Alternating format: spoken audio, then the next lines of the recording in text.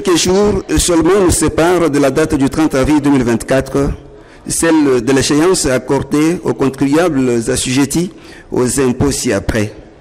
Impôts sur les bénéfices et profits, IBP, impôts immobiliers, IM, et impôt spécial sur le profit excédentaire. Le chef de division en charge de la communication et de la documentation au sein de la DGI, Jean Mouteba, l'a légalement rappelé ce vendredi 26 avril 2024 au cours d'un point de presse animé dans la salle de réunion au 7e niveau de la Direction générale des impôts dans la commune de la Gombe. Il cite les obligations qui incombent aux catégories concernées par cette échéance. Les obligations fiscales qui concernent tous les contribuables concernés par l'échéance du 30 avril sont réparties de la manière ci-après. Nous avons les obligations des dépôts de déclaration et les obligations en rapport avec la transmission de ces déclarations vers les structures gestionnaires. Nous avons en deuxième position les obligations relatives aux annexes qui doivent accompagner les déclarations souscrites par les contribuables.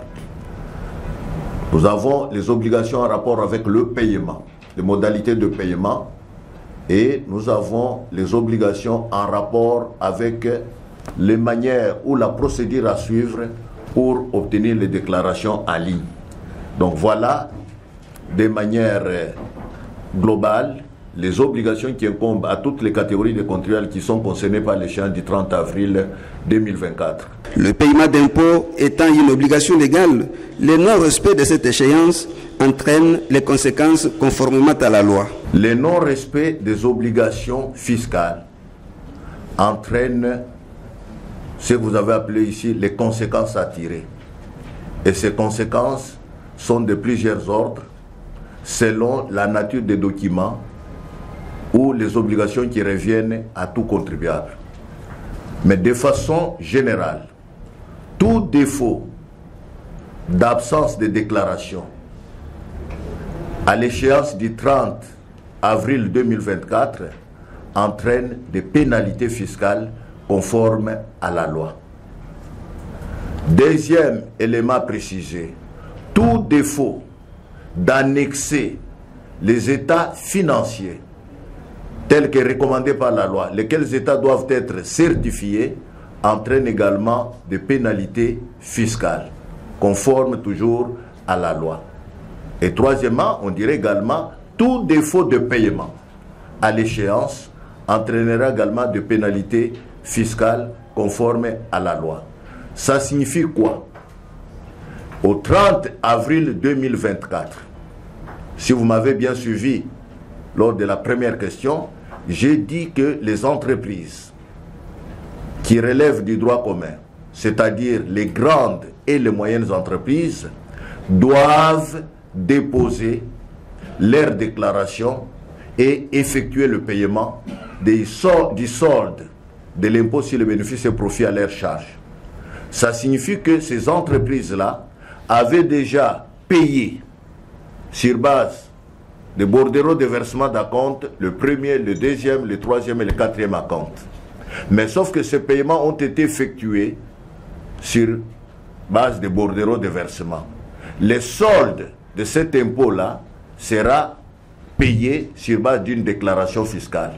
Et donc, à l'échéance du 30 avril, les contribuables relevant du droit commun qui doivent venir avec une déclaration.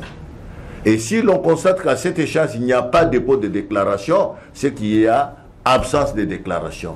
Et toute absence de déclaration est sanctionnée par des pénalités fiscales conformes à la loi. Il en est de même des petites entreprises qui, elles, ne vont pas amener les déclarations, mais elles vont effectuer la deuxième quotité sur base d'un bordereau de versement. Et à cette échéance, lorsque on constate que la petite entreprise n'a pas effectué le paiement de la deuxième quotité, elle est aussi sanctionnée par les pénalités fiscales telles qu'établies par la loi. Cette échéance d'avril étant d'une grande importance dans la mesure où elle permet à la DGI d'atteindre les assignations, le directeur général de cette régie financière, Barnabé Mwakadi, modèle d'une gestion saine des régies financières nationales, a arrêté certaines mesures pour atteindre les prévisions. Le directeur général des impôts s'est assigné comme objectif faire de la direction générale des impôts une administration fiscale performante, c'est-à-dire une administration fiscale tournée vers l'optimisation des recettes fiscales. Et donc, pour cette année, le directeur général des impôts a pris des mesures importantes.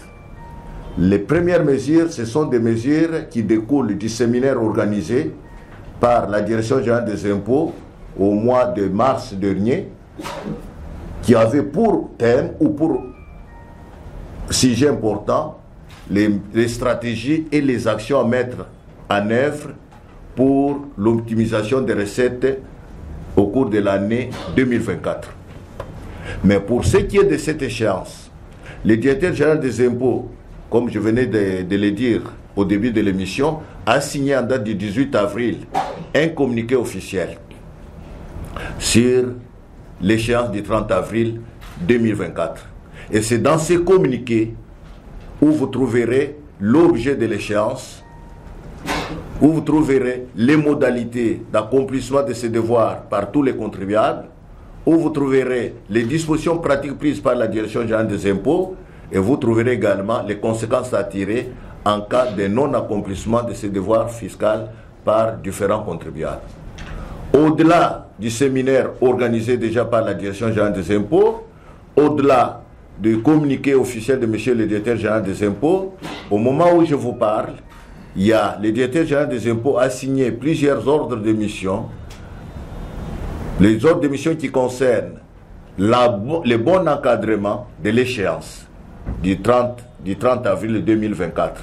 Le bon encadrement de l'échéance repose sur des axes, à savoir d'abord la sensibilisation de tous les contribuables à travers tout l'étendue de la République démocratique du Congo. Vous trouverez aujourd'hui les agents et les cadres de la Direction générale des impôts sont déployés à travers toutes les provinces de notre pays où ils sont partis pour sensibiliser les contribuables sur leurs devoirs. Il essaie de souligner que la DGI contribue au budget national avec plus de 35%, soit au moins 6 milliards de francs congolais. Sans l'impôt, pas de développement.